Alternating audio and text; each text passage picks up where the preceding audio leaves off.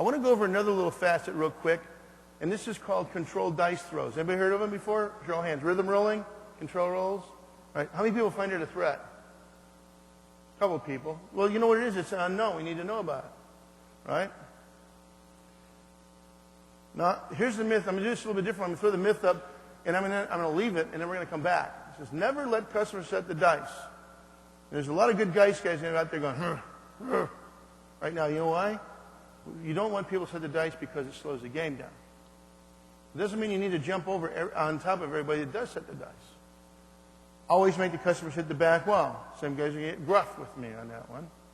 But just because they miss the wall every once in a while doesn't mean you shouldn't jump all over them or should jump all over them. And discourage rhythm rollers from shooting the dice. And most people wouldn't know what rhythm rolling was. But somebody starts beating them out of some money, they might say, hey, you know, that guy might be one of those rhythm rollers. So let's just go in and look at it today. The first thing I want to do is, what's the rhythm roller trying to accomplish?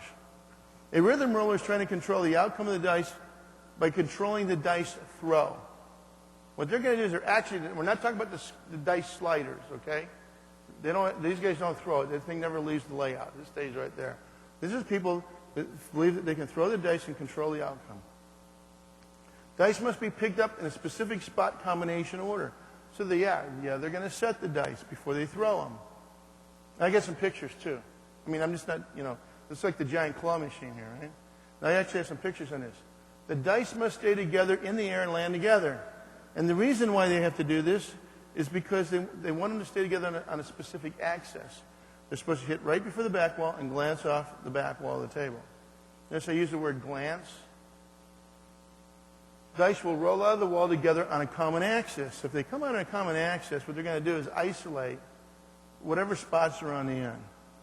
And those aren't supposed to be able to come into play if it's done correctly. And the method is designed to eliminate the A6 combination. Now, it doesn't eliminate it. They're trying to restrict it. Now, here's how the dice are set. Now, this is just one way. If you pick up any books on rhythm rolling, you'll see this is the main idea is to try to keep the A6 from coming into play. The standard combination has an A6 on the outward sides. If you notice in the picture, you'll see the 6. You know there's an ace on the other side. It also has what they call hard way combinations on the rest of them. You notice you have the 2 10s together, the 2 3s together, right? So those are, 2 5s together, 2 3s together. These would be considered your hard way combinations. And the combination is used after the point is established. So they're not using it for the come-out roll. They're using it afterwards because they're going to try to eliminate 7s. You don't want to do that in a come-out roll. See? And here's the finger grip position on this.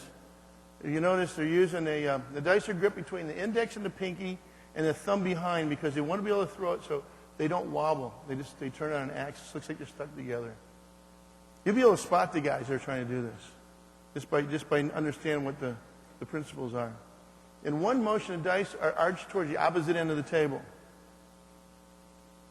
Dice are required to land just in front of the back wall. And again, get this, the dice are supposed to glance off the diamond padding. And they're saying that the diamond padding doesn't affect it. All right, here's what they're trying to accomplish. And I'll go through this quick. Again, we know that they're trying to eliminate the number of 7s. Rhythm roll attempts to reduce the number of 7s from 1 every 6 rolls to 1 every 6.5 rolls. So we're not talking about a lot there. However, it's very, very difficult to do. If I can do this as a rhythm roller, on my pass line bet with no odds, I actually have a 1.6% advantage. All right? Not the 1.4, the house has 1.6.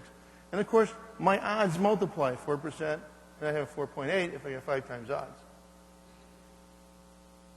Rhythm rollers will not go after craps wagers where the house has a greater than a 2% advantage because they don't feel they can overcome that. Now, let's go back to the myths and the math. Let's look at the truths. My feeling is you embrace customers who think they can control the dice. And the reason why is there might be 3 or 4 people in the whole country that can control the dice. Might be. Right? So most people, it's just like anything else. Like I didn't back off the card counters, the lower level card counters. Embrace the dice, the controllers, the rhythm rollers.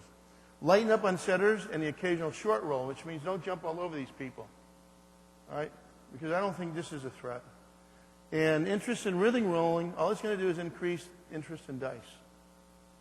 And that's the whole point here. It's almost like what Dr. Thorpe did back in the 60s. If people buy into the rhythm rolling, and I don't see really any merit in it, maybe it'll bring dice back for a little while.